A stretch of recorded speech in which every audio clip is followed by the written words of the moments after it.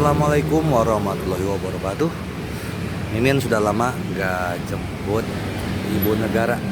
Volume 2 bab 3106. Anda sudah selesai bab 7806 sampai bab 7810.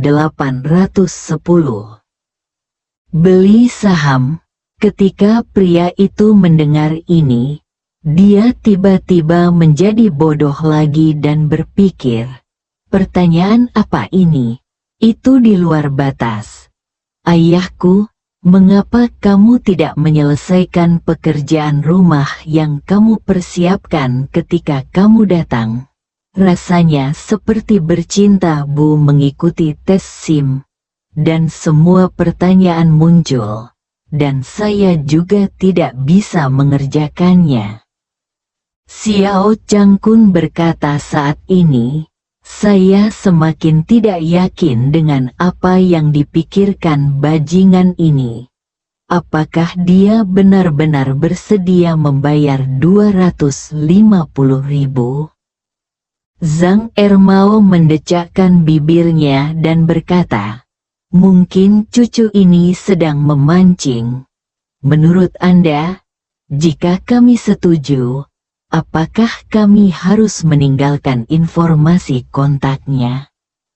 Bagaimana jika dia berbohong kepada kita nanti dan mengatakan barang ini dijual seharga 10 juta dan meminta kita mengambil sisa 5 juta?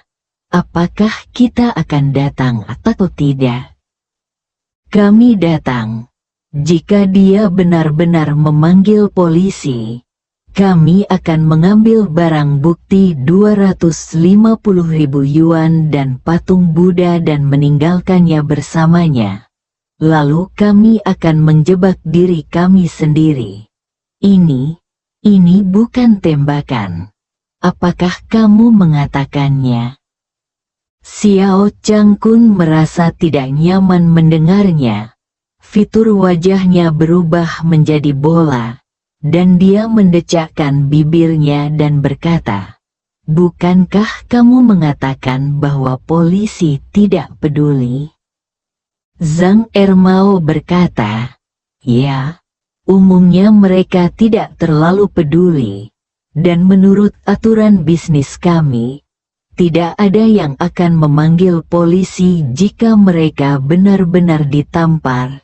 Setiap orang akan menderita kerugian. Agar tidak merusak reputasi mereka, menghancurkan mereka pekerjaan, dan mengumpulkan barang antik, sangat memalukan menerima barang antik palsu. Jika industri mengetahuinya, siapa yang akan memanggil polisi? Setelah mengatakan itu, dia menunjuk ke arah Zhou Liangyun di layar dan mengutuk. Tapi kami tidak tahan dengan seseorang yang tidak bermain sesuai aturan. Ketika dia mengatakan ini, Zhang Ermao menjadi sedikit bersemangat dan berkata, Presiden Xiao, Anda tidak tahu bahwa ada banyak orang yang berpikiran buruk akhir-akhir ini. Beberapa hari yang lalu, saya pergi ke pelacur dengan seorang anak, dan saya jelas menambahkan tapi Zong tidak mau membayar biaya jam tambahan. Jadi wanita itu menolak untuk melepaskannya dan meraih ikat pinggangnya untuk mencegahnya pergi. Dia bahkan menelepon polisi untuk melaporkan bahwa dia memeras uang, dan keduanya mereka ditangkap bersama-sama. Minggu lalu, seorang pria yang menjual kembali mo utai palsu tertipu. Katanya, dia menjual mo utai berlubang dengan botol asli dan kotak asli. Namun ketika barangnya sampai, dia menemukan bahwa kebanyakan bukan botol asli dan kotak asli. Dia sangat marah. Saya menelepon polisi. Tetapi polisi menangkap orang yang menjual barang palsu kepadanya. tetapi mereka tidak menangkapnya. Jadi mereka mengambil gudangnya dan masih ada di sana sekarang tidak bisa dipindahkan. Dia pasti akan dijatuhi hukuman penjara nyata. Beberapa tahun lalu, ada seorang lelaki tua yang berpura-pura menjadi sabu dengan tawas dan menjualnya secara online. Ia mengira pecandu pasti tidak akan menelepon polisi jika membeli barang palsu. Namun, ada lelaki tua picik itu yang tidak yakin dan menelepon polisi dan menangkapnya. Saya juga masuk. Kamu bilang kamu curang dan bertemu orang seperti itu. Apa yang bisa kamu lakukan? Xiao Changkun bertanya lagi. Apa yang harus kita lakukan? Apakah ada yang menariknya? Zhang Ermao mendecakkan bibirnya. Jika dia dengan sengaja ingin main-main dengan kita tidak bisa mengambil 250.000 itu. Tidak perlu memprovokasi orang yang keras kepala untuk 250.000 itu. Tetapi jika dia benar-benar buta dan berpikir ceng hal-hal yang gurunya mereknya berasal dari dinasti Song Utara, jadi kami masih memiliki kesempatan untuk berbuat lebih banyak dengannya. Xiao Changkun bertanya, bagaimana cara berbuat lebih banyak? Zhang Ermao mengangkat telepon dan mengetik saluran lain. Setelah beberapa saat, anak laki-laki di toko itu berkata dengan cemas, "Oh, tidak. Kakak laki-laki saya mengirimi saya pesan WeChat untuk meminta saya kembali dan melakukan inventarisasi bersama. Saya pasti tidak dapat menyimpan barang ini, dan saya tidak bisa beritahu dia. Bos, Anda juga tidak perlu mengikuti saya. Katakan berapa nilainya. Apalagi beritahu saya tentang investasinya. Saya hanya ingin menjualnya. Jadi mari kita beri 100.000 yuan lagi. Dan Anda bisa menerimanya dengan harga 400.000 yuan, oke?" Hati Xiao Changkun dan Zhang Ermao sudah berdebar kencang saat ini. Menurut mereka, itu semua tergantung bagaimana jawaban Zhou Liangyun. Jika Zhou Liangyun ingin berinvestasi saham bersama baik hidup atau mati, An pasti punya niat buruk. Namun jika Zhou Liangyun menerima penurunan harga dan benar-benar membelinya, maka semuanya adalah alarm palsu. Meski ada sedikit penyimpangan dalam prosesnya, hasil akhirnya tetap sesuai rencana menghadapinya di masa depan. Tidak akan ada masalah. Saat ini, Zhou Liangyun berkata dengan sedikit cemas, "Oh, 400.000. Saya benar-benar tidak mampu membeli sebanyak itu. Saya baru saja memberitahu Anda bahwa saya tidak punya apa-apa di toko saya. Jadi saya harus mengeluarkan banyak uang untuk mengisinya. Itu. Dan saya mengambilnya dari orang lain dengan sedikit uang sewa. Dan saya harus segera membayar sewa kepada pemiliknya. Jika saya benar-benar mengambil 400.000 yuan, semuanya akan terpengaruh." Pria itu tanpa sadar berkata, "Bukankah kamu mengatakan bahwa benda ini milik dinasti Song Utara dan bernilai puluhan juta? Tidak bisakah kamu menjualnya kembali?" Zhou Liangyun menghela nafas. Bagaimana barang-barang bernilai puluhan juta dolar bisa dijual dengan begitu mudah?